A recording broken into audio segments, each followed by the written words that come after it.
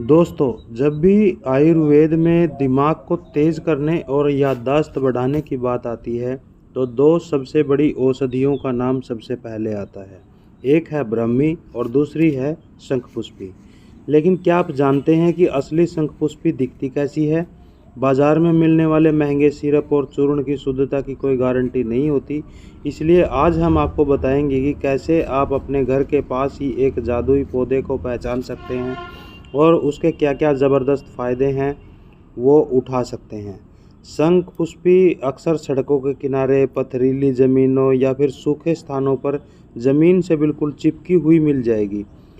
इसके फूल जो होते हैं वो बहुत छोटे और सफ़ेद रंग के होते हैं। इन्हें ढूंढने का सही समय सुबह का होता है, क्योंकि शाम तक होते-होते इसके फूल बंद हो जाते हैं। तो फूलों से ही इसको सबसे ज़्यादा जो है वो पहचाना जाता है। पत्तियां जो हैं इसके आसपास आप देखेंगे कि इसकी पत्तियों पर बहुत बारीक-बारीक सफ़ेद रंग के रोए होते हैं और पत्तियां आकार में काफ़ी छोटी होती हैं। अपराजिता से इसका बिल्कुल अलग है। कुछ लोग अपराजिता को भी शंखपुष्पी समझ लेते हैं, लेकिन दोनों में बहुत अंतर है। असली शंखपुष्पी के फूल आकार में बहुत छोटे होते हैं और जो विष्णुकांता है, अपराजिता है, उसके फूल जो हैं वो थोड़े से बड़े होते हैं और उसकी बेल भी बड़ी होती है, लेकिन इसका जो है छोटा पौधा होता है।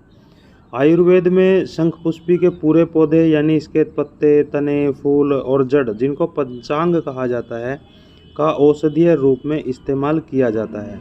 अगर यह पौधा आपको कहीं दिखे तो इसे आप अपने गार्डन में लाकर ज़रूर लगाएं, ताकि आपको घर बैठे शुद्ध औषधि मिल सके।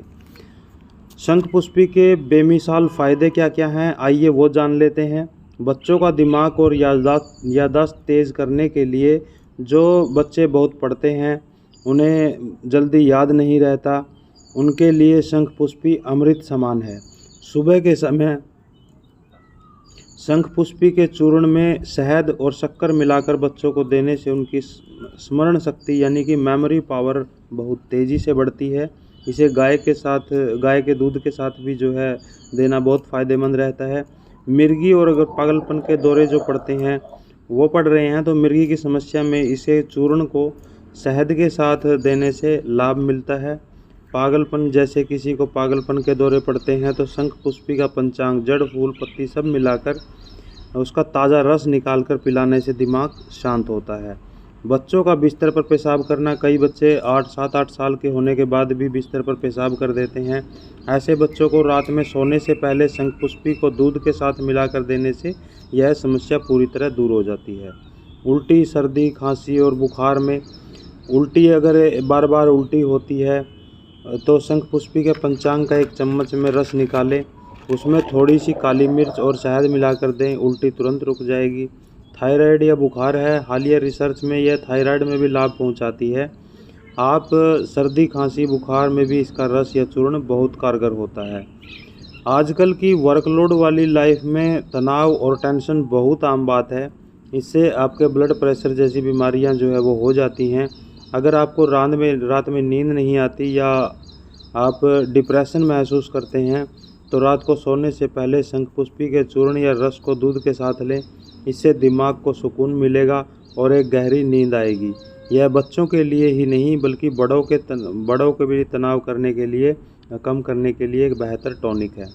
तो दोस्तों, अगली बार जब भी आप किसी रोड ट्रिप पर निकलें या रास्ते के किनारे सुबह समय ज़मीन पर चिपके हुए छोटे फूल देखें, तो इन्हें पहचानना ना भूलें। अगर आपको यह जानकारी अच्छी लगी है, मददगार लगी है, तो आप इस वीडियो को लाइक ज़रूर करें। अगर आप इसे यूट्यूब पर देख रहे हैं, तो हमारे चैनल को सब्सक्राइब